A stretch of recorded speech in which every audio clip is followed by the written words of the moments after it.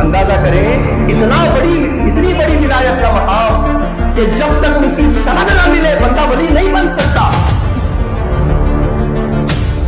कि शेख, पीर और फकीर और अल्लाह के वली खुद इतना बेहतरीन खाना खा रहे हैं और मेरा बच्चा जो है हड्डियां का गोश्त खींच रहा है। तकलीफ हुई, संभाला नहीं गया, सीधे शेख की खिदमत में आ गई। फरमाते हैं मौला जब तक ये जबान तेरा जिक्र करते रहे, तेरे हबीब की बात करते रहे, तब तक तू मुझे बोलने की तौफीक देना। जिस दिन से मेरी जबान तेरे मिशन से हट जाए मुझे गूंगा कर देना। ये गौसे आजम फरमा रहे हैं। और हम जब गुरु अंधा होगा तो फिर शीशे का क्या होगा आप अंदाजा कर लें। हुजूर के फरमान पर कीजिए। हुजूर ने इरशाद फरमाया जब कौम बिगड़ जाती है अल्लाह रब्बुल इज्जत उस पर जालिम हुक्मरान मुसल्लत कर देता। और बाज लोग आज पीर के घर में बस पैदा हो जाते हैं। जिस आयत पाक की तिलावत करने का शर्फ हासिल किया है अल्लाह रब्बुल इज्जत इस एक हिस्से में, एक जगह में तीनों चीजों का जिक्र कर दिया। एक औलिया अल्लाह की शान बयान कर दी कि औलिया अल्लाह है कौन, उसके बाद उनकी पहचान बता दी, उसके बाद उनका अंजाम बता दिया। यही तीन चीजें चाहिए होती है ना। आप कोई एजुकेशन हासिल करते हैं तो सबसे पहले उस तालीम की शान आप जानते हैं कि अगर मैं पुलिस वाला बनूंगा तो क्या होगा, अगर मैं वकील बनूंगा तो क्या होगा, अगर मैं इंजीनियर और डॉक्टर बनूंगा तो क्या होगा। उसकी शान पहले आप जानते हैं, उसके बाद उसकी पहचान जानते हैं कि कितने साल पढ़ना पड़ेगा, कितने साल इल्म हासिल करना पड़ेगा, तब मैं ये डिग्री हासिल करूंगा। उसके बाद आप अपना अंजाम जानते हैं कि मैं बनने के बाद डॉक्टर क्या मेरा होगा। तो अल्लाह रब्बुल इज्जत ने इस एक जगह पर ये तीनों बातें बयान फरमाई। सबसे पहले अल्लाह फरमाता है औलिया की शान बयान करते हुए फरमाता है अला इन्ना औलिया अल्लाह ला खौफुन अलैहिम वला हुम यहज़नून, कि बेशक अल्लाह के वलियों को किसी चीज का कोई खौफ नहीं है, किसी चीज का कोई डर नहीं है, कोई मलाल नहीं है।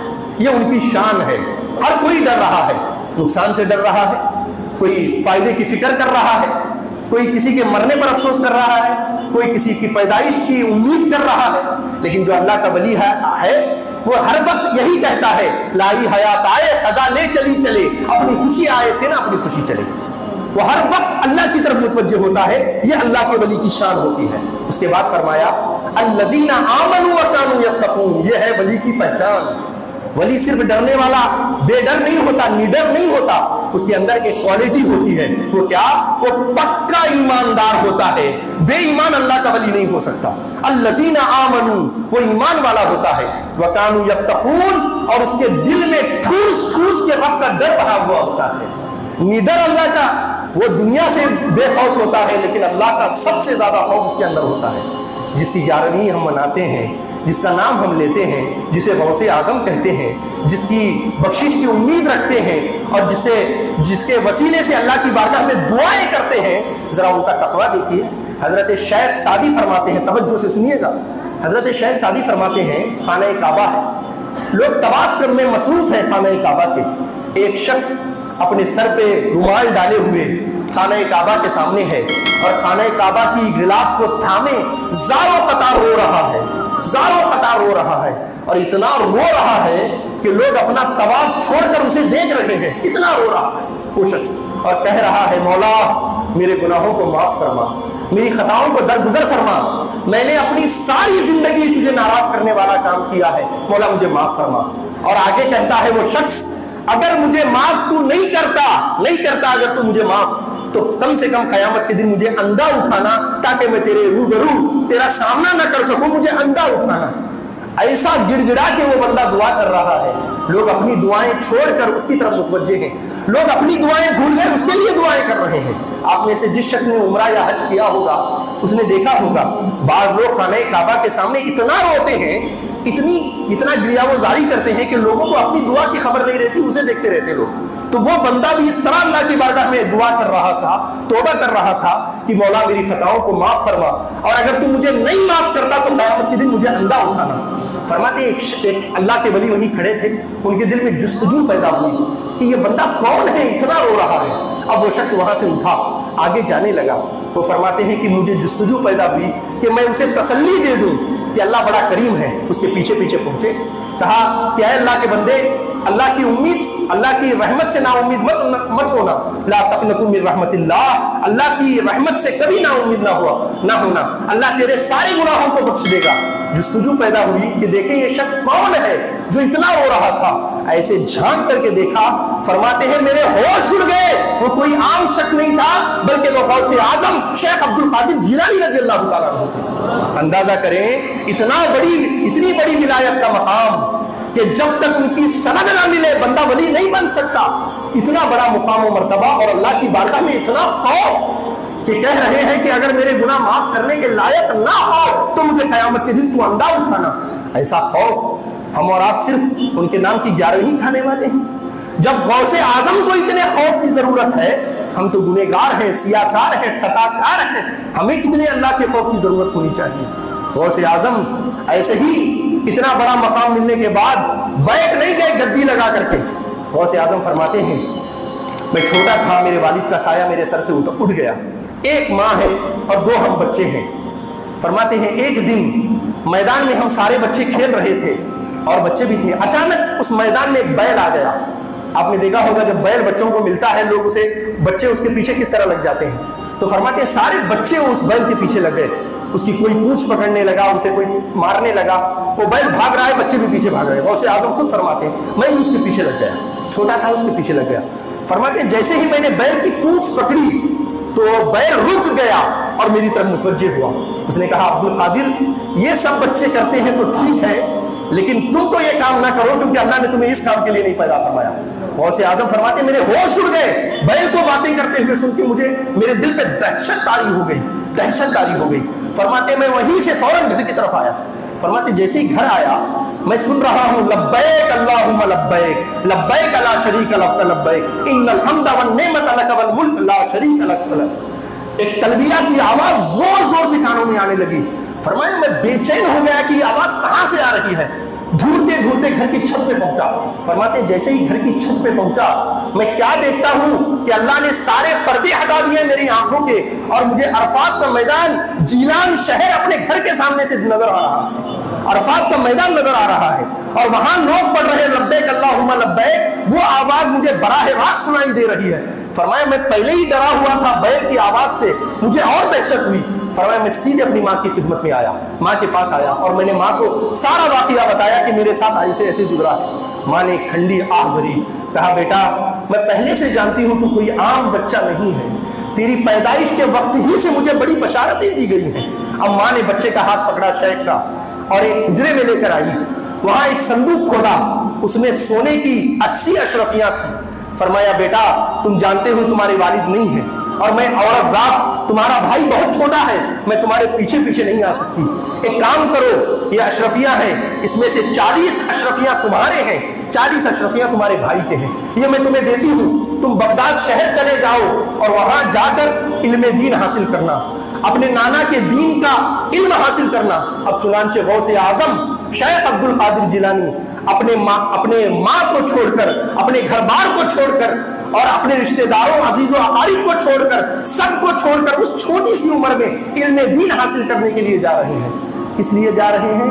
दावत खाने के लिए, शादी अटेंड करने के लिए, पार्टी या पिकनिक मनाने के लिए नहीं, सिर्फ इल्मे मुस्तफा हासिल करने के लिए। अब जरा वो लोग गौर करें, गौसे आजम इल्म हासिल करने जा रहे हैं और बाज लोग आज पीर के घर में बस पैदा हो जाते हैं, किसी मुजावर के घर में जन्म ले लेते हैं तो वो सोचते हैं कि हम इल्मे लदुन्नी वाले हैं, पूरा इल्म लेकर पैदा हुए हैं, हम किसी मदरसे में हमें जाने की जरूरत नहीं। जरा सोचें, गौसे आजम हसनी हुसैनी सैयद होकर, मादर जाद वली होकर फिर भी इल्मे मुस्तफा हासिल करने के लिए अपने माँ को, घर को, अपने अजीज व अकारिब को छोड़ करके बगदाद शहर जा रहे हैं और 12 साल तालीम हासिल कर रहे हैं। तो हम और आप कौन सी खेती घास है कि हमें इल्मे मुस्तफा की जरूरत नहीं? तो जरा सोचें, जब ऐसे लोग पीर बन करके बैठेंगे अपने अब्बा की गद्दी पर, जब तक अब्बा जिंदा थे दीन से कोई सरोकार नहीं था, जिन्स भी चल रही थी, दाढ़ी भी नहीं थी और सारी दुनिया की मौत चल रही थी।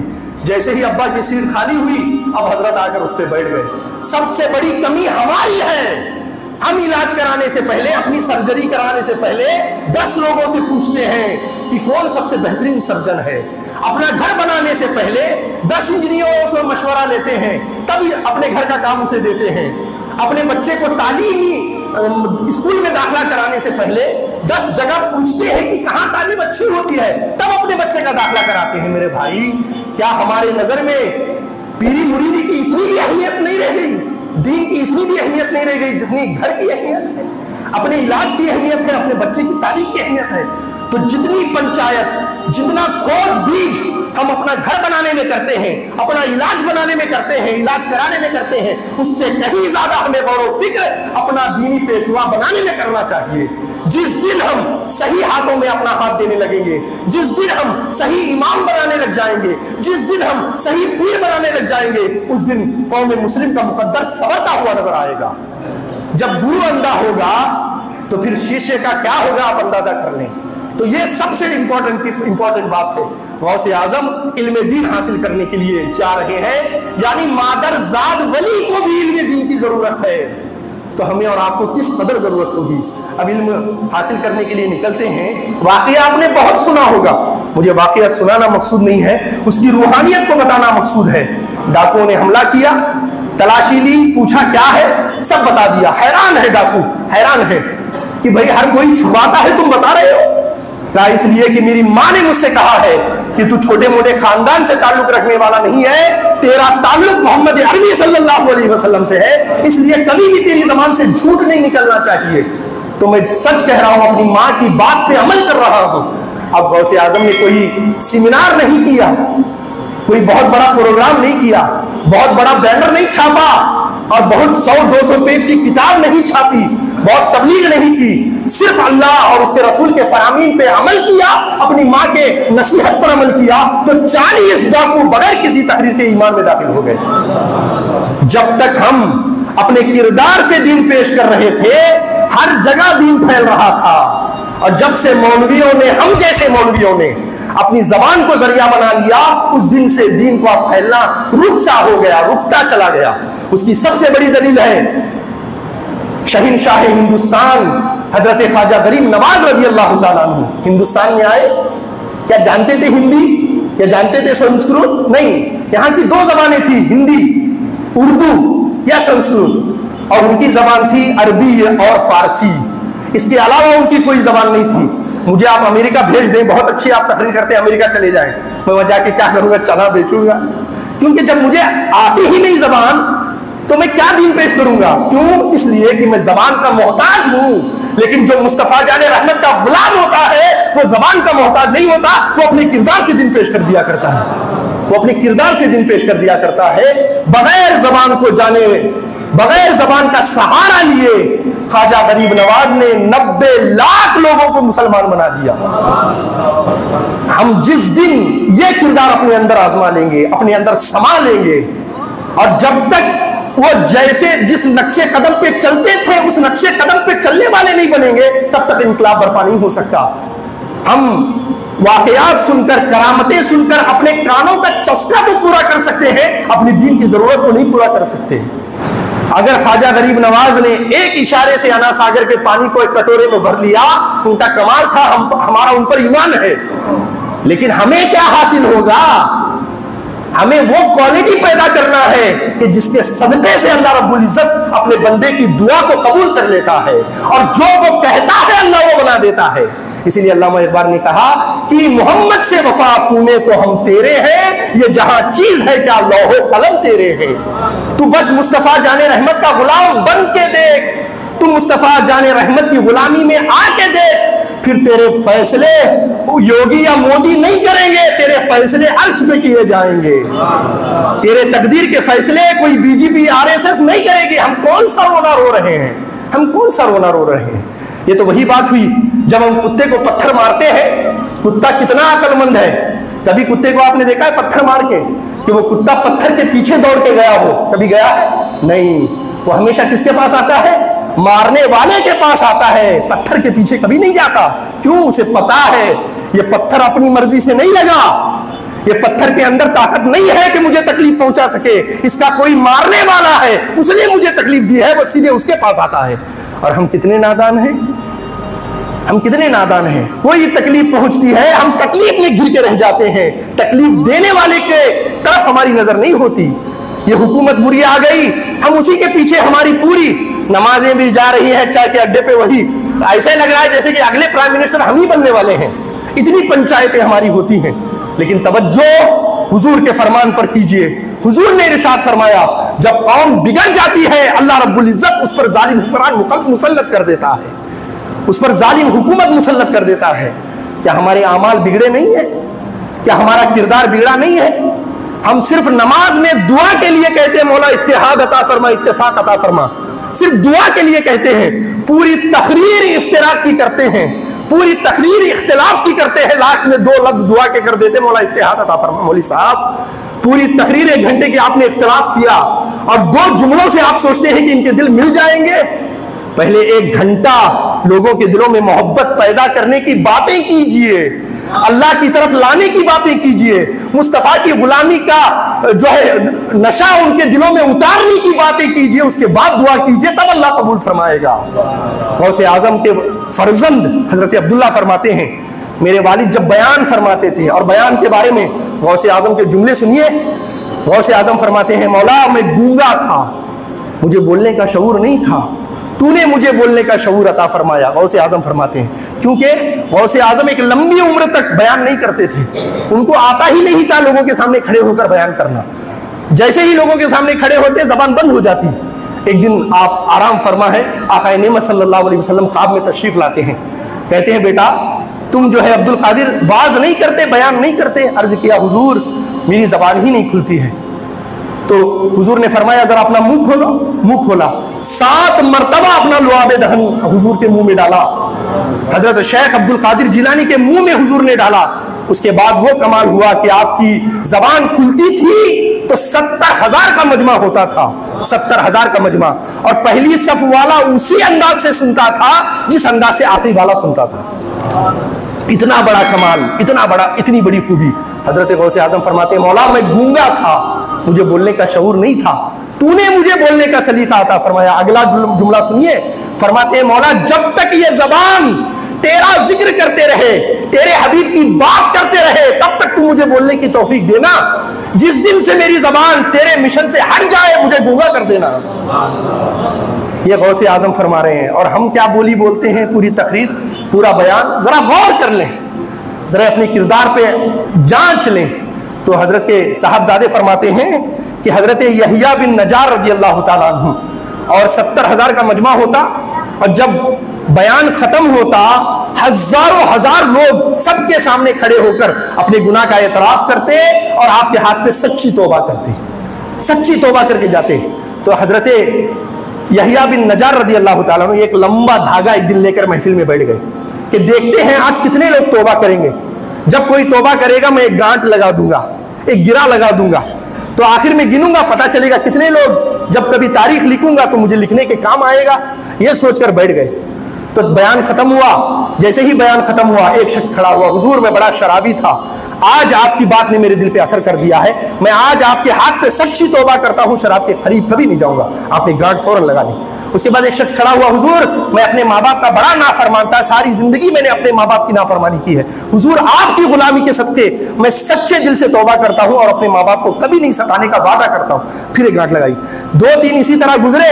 अब 50-50 लोग एक साथ खड़े होने लगे, एक एक तरफ से जो है 25-25 लोग तौबा के लिए खड़े होने लगे। हजरत यहिया बिन नजार परेशान हो गए कि अब कैसे गांठ लगाऊं। कभी वो मजमे की तरफ देखते, कभी गौसे आजम की तरफ देखते, कभी अपने धागे की तरफ देखते। गौसे आजम ने मुस्कुराकर फरमाया, ऐ यहिया मैं लोगों की गांठ खोल रहा हूं, तू गांठ लगा रहा है। फरमाया मैं लोगों की गांठ, जो अल्लाह की तरफ से गांठ लगी है मैं वो खोल रहा हूं और तू गांठ लगा रहा है। फरमाया ये अब्दुल कादिर का कमाल नहीं है, ये अल्लाह का कमाल है कि अल्लाह ने इनको तौबा की तौफीक अता फरमाई है। और जिसे अल्लाह तौबा की तौफीक देता है वो अल्लाह की नेमत होती है। यहिया तू ही बता क्या अल्लाह की रहमत को नापा जा सकता है, अल्लाह की रहमत को गिना जा सकता है? हरगिज नहीं। वो धागा रख दे, आपने रख दिया। ये कमाल था गौसे आजम शेख अब्दुल कादिर जिलानी रज़ी अल्लाह ताला अन्हु का।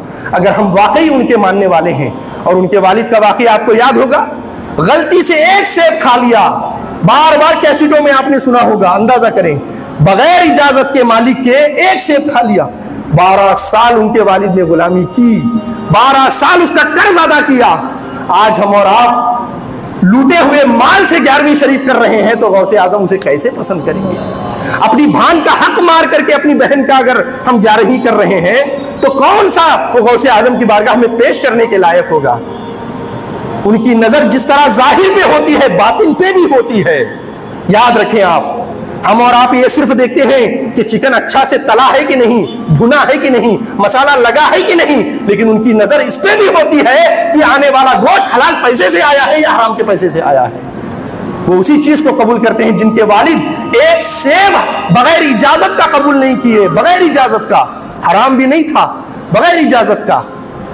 लेकिन दूसरी तरफ हम और आप लोगों को धोखा देकर, अपनी बहनों का, भाइयों का हक मारकर, किसी पार्टनर का हक मार करके 11वीं शरीफ, तोशा शरीफ कर रहे हैं, तो क्या हमें गौसे आजम की बारगाह से ये उम्मीद है कि हम इनकलाब बर्पा कर देंगे?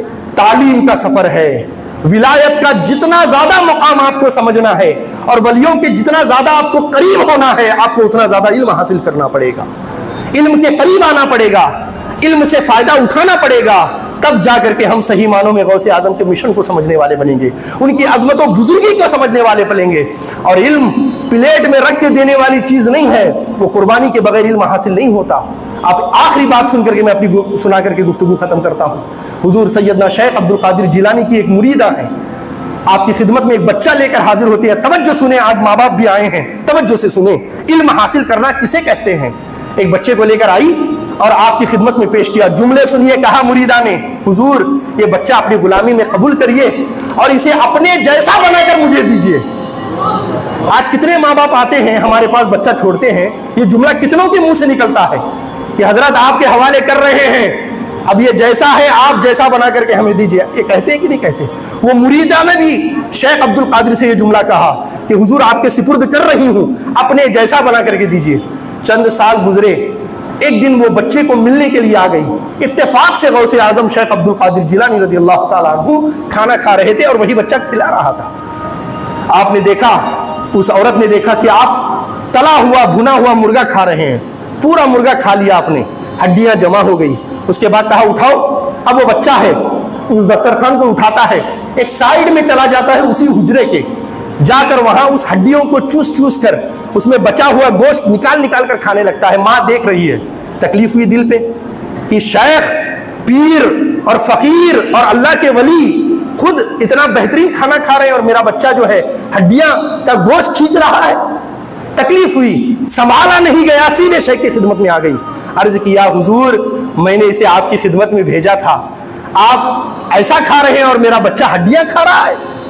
हुजूर को जलाल आ गया, फरमाया वो हड्डियां वापिस लाओ। मंगाई वापिस, दस्तरखान पे रखी और कहा कुम बेइज़्निल्लाह, अल्लाह के हुक्म से जिंदा हो जा। वो मुर्गा जिंदा हो गया। फरमाया पहले तेरा बच्चा ऐसा बनना चाहिए, उसके बाद उसे मुर्गा खाने का हक होगा, उससे पहले नहीं। कहा अब्दुल कादिर ने पहले पत्तियां खाई हैं, पहले पत्तियां खाई हैं, उसके बाद अल्लाह ने यह मकाम अता फरमाया है। ऐसे ही आसमान से नहीं उतर गया। तो आप भी अपने बच्चे को बहुत बड़ा हजरत बनाना चाहते हैं और मुजाहिदे के रास्ते से नहीं गुजारना चाहते हैं, तो सोचिए क्या बन जाएगा। अल्लाह रब्बुल इज़्ज़त हमें आप सबको गौसे आज़म की तालीमात को समझने, उनके मिशन को समझने और औलिया इकराम की तालीमात पे अमल करने की तौफीक अता फरमाए। आमीन आमीन या रब्बल आलमीन बिजाहि सय्यिदिल मुरसलीन व मा अलैना इल्लल बलाग। अस्सलामु अलैकुम।